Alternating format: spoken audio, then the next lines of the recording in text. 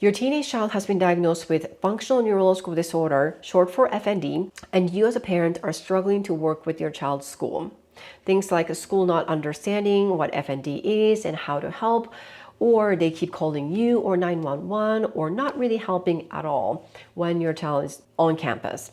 Now, what do you do? Hi, my name is Dr. Jean Lee. I'm a pediatric psychologist and chronic pain survivor myself. My mission is to help teens and their parents resolve persistent chronic symptoms such as chronic pain and FND so that they can get their life back and feel like normal again.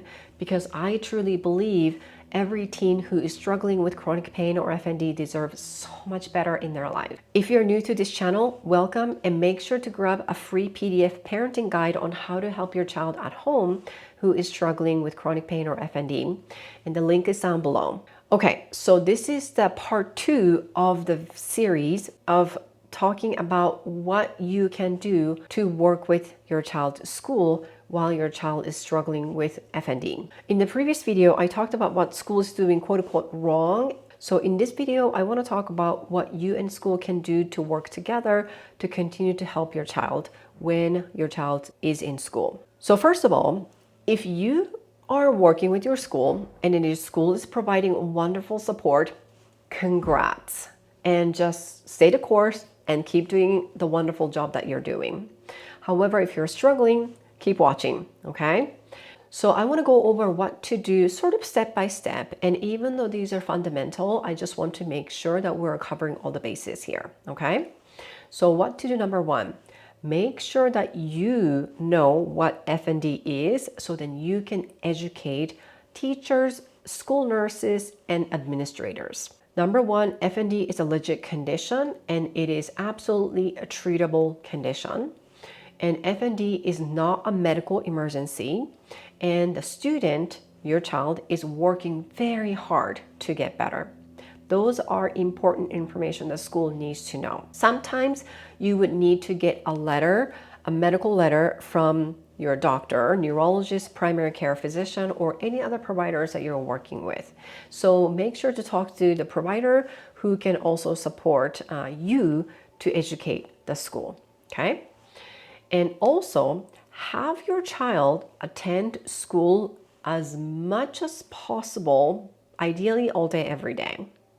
Now, that being said, if your child has had prolonged absence because of this FND condition, then my suggestion is to go slow and low. So start gradual return to school plan with your school. So it could be just starting with 1 period of a day or half day or certain days of the school day or something like that. So you've got to start somewhere, but go low and slow instead of doing all in one, all day, every day, no matter what. Okay? And then I want to sort of come back to that one as well because there are some exceptions to it. Now, have your child participate in all classes just like the peers. And again, these are things that you can request to the school, okay? It's really important to quote unquote normalize, not minimize, but normalize what your child is able to do. So have your child participate in as much activities as possible, just like your child's peers. And if your child has an FND episode, then it's really important for everybody to just chill, remain calm, okay? There's nothing that helps if anyone is frantic, stressed out, freaked out when your child is having an FND episode. So it's really important for you to educate the school to remain calm, all right? And then it's really important for the school staff to show empathy and provide emotional support, but they don't need to force your child to come out of an episode. I would rather your child to come out of the episode on their own while they are having some privacy and then physical space that is safe. That doesn't necessarily mean that they have to be isolated or left alone, but nobody needs to touch, talk, or like shake or hover during the episode, okay? If possible, the school can say, looks like you're having an FND episode. We'll keep you safe and we'll let you do your thing to come out of the episode. You can kind of say that, but if it's impossible, then they can just create a safe and sort of semi-private space, for your child to come out of it. All right. And as long as your child is having an FND episode, regardless of however many times, you as a parent can be notified at the end of the school day, but the school does not need to call you every single time. And again, the idea is the more attention we put on the FND, it makes it worse. And on that note, you can work with school to have an individualized education plan called IEP or a Section 504, short for a 504 plan. So some sort of accommodation or remediation to help your child continue to have the education opportunity. That is the bottom line. That is really, really important for your child to have ongoing education opportunity. That is your child's right. Therefore, you need to continue to work with the school. That is why it's really important for you to continue to work with the school to provide the best environment possible to create that opportunity for your child to learn. And you can also educate the school what not to do. Number one, as I mentioned, FND is not a medical emergency. Therefore, for FND episode, the school does not need to call 911. In fact, please don't call 911. Calling 911 makes FND worse, period. So you can be as clear as a day when you talk to the school about that. And for FND episode, absolutely please do not call 911. It is detrimental. It does not help. It makes FND worse. And number two, just because your child is having an FND episode, again, does not necessarily mean that your child needs to be sent home immediately. Again, it makes things worse. So you can educate the school to have your child remain in school despite having FND episode. Okay. So I kind of talked about this already, but I'm just going to repeat.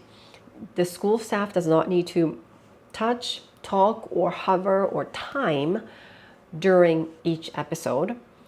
Again, they can give a gentle, encouraging statement, things like, looks like you're having an episode and we're here for you and we know you can take care of yourself on your own, kind of thing. But they don't really need to say, hey, or take vitals. They don't really need to do that for FND episode, okay? And for that matter, the school does not need to remove the student, either your child or the entire class, from that room each and every time the FND episode happens.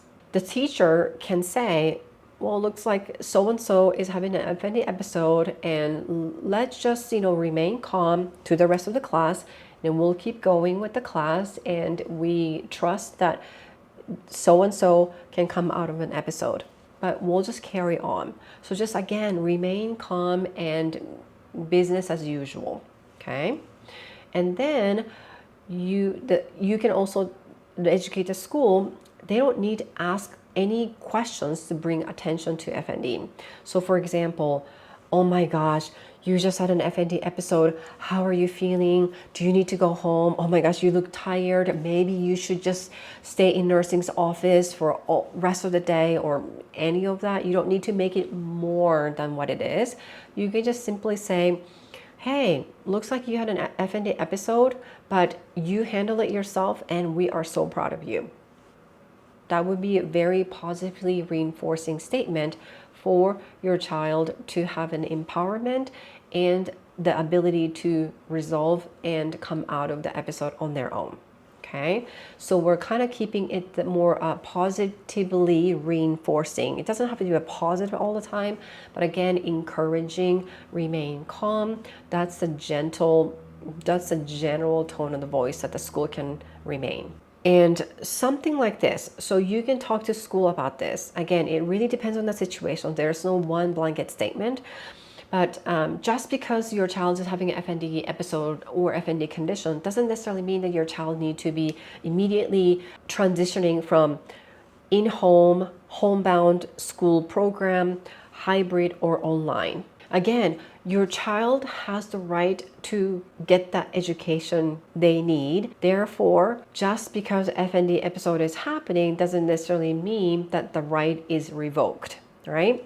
However, if the school is the significant source of stress for your child that is clearly connected to the FND condition, then sending your child to the school all day, every day, no matter what, might be a bit of a challenging thing, right? So again, this is where working with providers who can help your child and you and school to navigate this whole process is really, really crucial. So you don't have to do this all alone, but something to think about. Sometimes if the student is having a significant difficulty because of the school for whatever reasons, then it is a possibility to think about an alternative school placement, like a different school or different school system. Again, the general recommendation is for your child to continue to go to school all day, every day, as much as possible. However, there is exception to something. And on that note, when it comes to an assisted device, such as crutches and wheelchairs and using elevator, if there is such a thing for your school, that's something to think about. Generally speaking, from an FND treatment perspective, these assisted devices are not recommended because again, right, FND is not a medical emergency and it is something that is absolutely treatable, manageable, if not solvable. Therefore, if your child is starting to rely on these devices, then it gives a sense that your child is permanently disabled, which is not the case. However, if your child is having really difficulty ambulating on campus and that is taking the opportunity away from your child to learn, risk and benefit is something that you always have to think about. So again, this is a conversation with the school to sort of figure out what is good for your child at that time. So could it mean that temporarily your child can use these assisted devices so then your child continue to go to school and re-emerging the on-campus learning experience versus not being able to go to school for weeks and weeks and weeks and weeks and weeks and then continue to feel super stressed out. All right, so again, thinking about pros and cons and risk and benefit. And if you guys choose to use an assisted device for a temporarily short-term period, my recommendation is absolutely to work with the provider, first of all, and then make it a short term. So let's say for this week, let's try using this device and then see how it goes. And then you can review at the end of the week or early next week and then figure out, do we want to continue or do we start to tapering down so your child can attend school without using these devices. Now, I want to talk about extreme situations. It has not happened with every single time, but it did happen sometimes. Sometimes, no matter how hard you try, the school and or district will not work with you exactly the way that you want them to. Sometimes that is a possibility. Then it becomes a question of how much more can you continue to fight or how much more can you continue to advocate for your child, right? So there are some options here. Number one, you can also look into something called an education advocate. It's either an individual or organization in your area who can work with you to advocating for the right to education. All right, so you can sort of tag with this education advocate. So then you and the advocate can work with school to get the right to education opportunity for your child. That's always an option as well. And also, you could potentially hire an education attorney, although that's a little bit of an extreme situation, but every once in a while that might be necessary. So again, food for thought, go through the steps and then think about those options down the road if you need to. And as I mentioned earlier, you can also think about alternative school placement ideas. It's not necessarily ideal for many, many reasons, logistically, socially, right? Especially if your child has a lot of friends with the school that he, she, used to go to. then, what is the most priority here, right? So there's a lot of things to think about. There's also financial and logistic kind of reasons.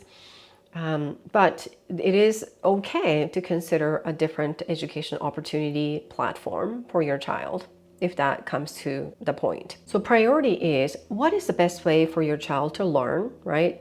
And then access to education opportunity, and what is the best way, the most efficient way possible to resolve your child's FND condition. So those are the two sort of intersecting priorities that you have to consider, and it's not really simple one answer or the way to go about it. Therefore, ongoing communication with your child's school is really important. And most likely it's not one and done. It's going to be ongoing process of having multiple conversations. So just be ready for that, but it's worth it. All right, so again, FND is a legit condition and your child is not faking. I'm sure you know this already, and it can be debilitating, but with the right approach, it is absolutely possible for your child to continue to get the education your child needs. Now, if you and your bright child are ready to take step-by-step actionable solutions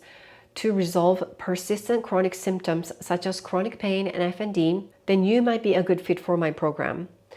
Click the link below to schedule a call to talk to me directly and see if you qualify for my program. Now, thank you so much for watching this video, and I will see you in the next video.